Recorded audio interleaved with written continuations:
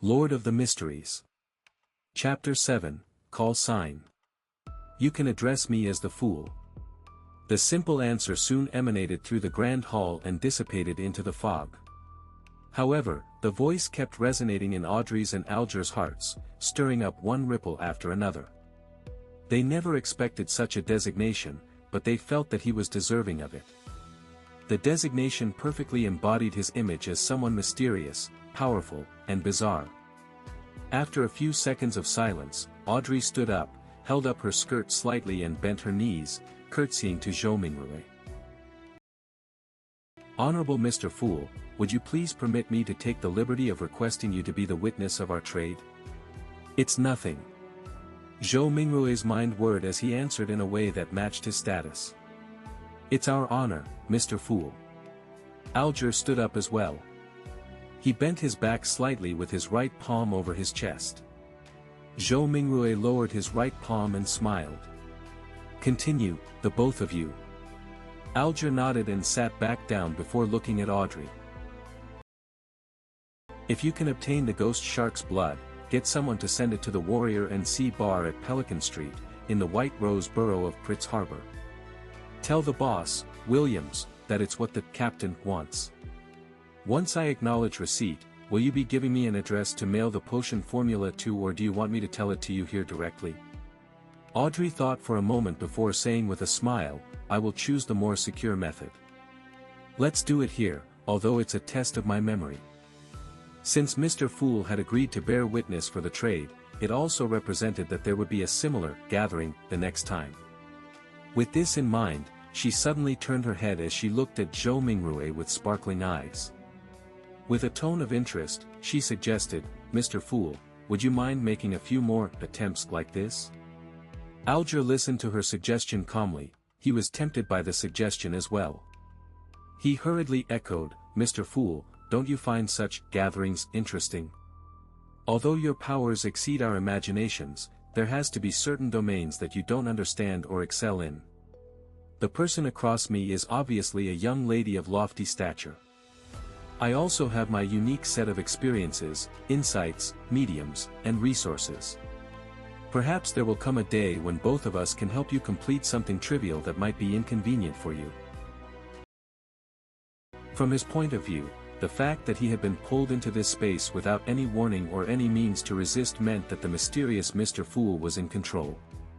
Participating in the gatherings was not necessarily something he could refuse. Therefore, it was better to reap the benefits of this encounter as much as he could to make up for his passive and disadvantaged state. The trio at the long table had different backgrounds, resources, information channels, and comprehension of the mystical domain. If they interacted and enjoyed some limited cooperation, they could produce unpredictable and immeasurable effects. The resource trade that had just been negotiated was one example. Another example would be if he wished to kill someone. He could easily request the gathering's members who did not appear to be related to him both on the surface and in reality for help.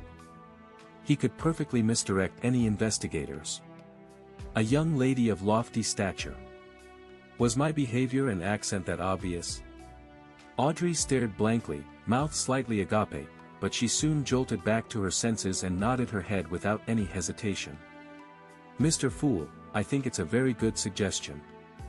As long as this gathering becomes regular, you can totally leave certain things that are inconvenient for you to us. Of course, it has to be something within our capacities.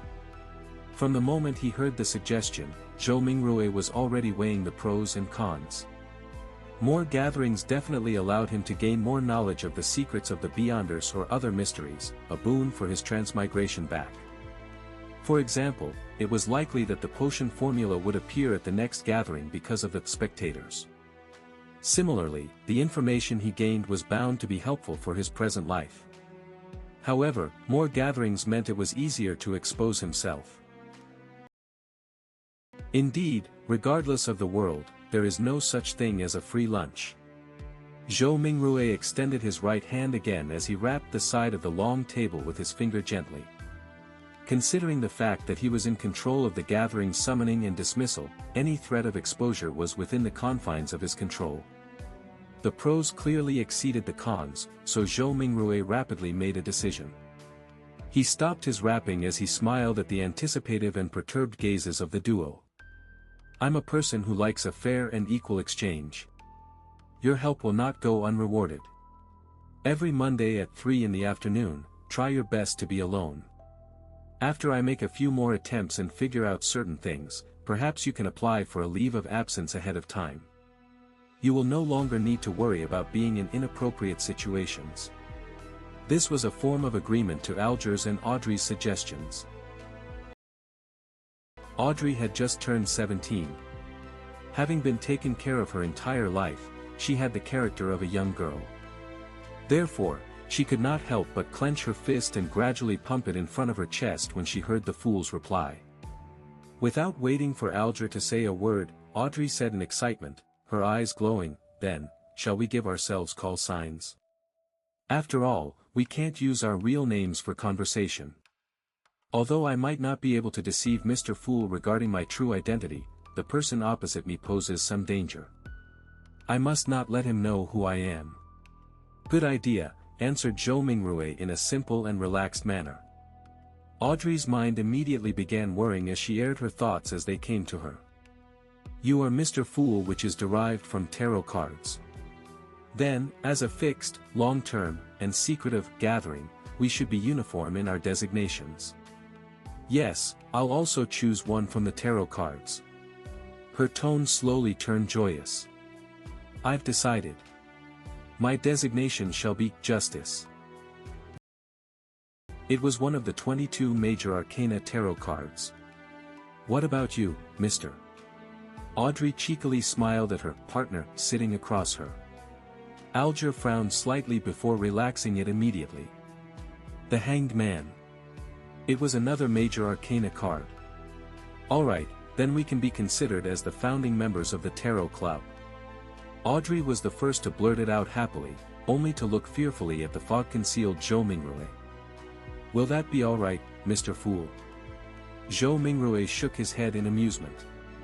"You can decide on such trivial matters by yourselves." "Thank you." Audrey was clearly thrilled. Following that, she looked at Alger. "Mr. Hanged Man, can you repeat the address again once more? I'm afraid that my memories will fail me." "No problem." Alger was very pleased with Audrey's seriousness as he repeated the address once more. After repeating it to herself silently thrice, Audrey said again in excitement, "I heard that tarot cards were invented by Emperor Roselle as a game. In fact, doesn't it come equipped with the power to divine the future?"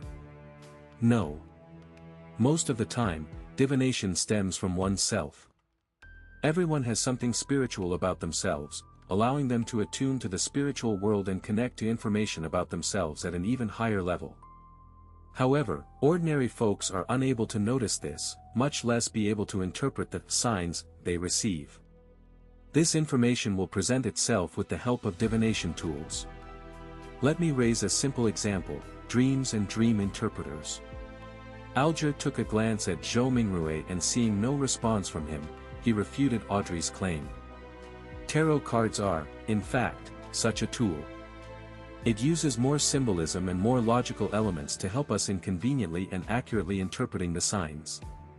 Although Zhou Mingrui appeared indifferent, he was actually listening very carefully. It was only at this point that his empty mind slowly became heavy as his head began to feel a throbbing pain. "Got it." Audrey nodded in agreement. Following that, she emphasized, "That's not what I meant. I'm not doubting the tarot cards, but I heard that Emperor Roselle had actually created another set of cards, secret and mysterious ones. They were paper cards which symbolized a particular unknown power. There was a total of 22 cards that he completed. Later on in life, he referenced them to create the 22 major arcana tarot cards which are used as a gaming tool. Was what I said correct?" She looked at Zhou Mingrui as though she was attempting to get an answer from the mysterious Mr. Fool.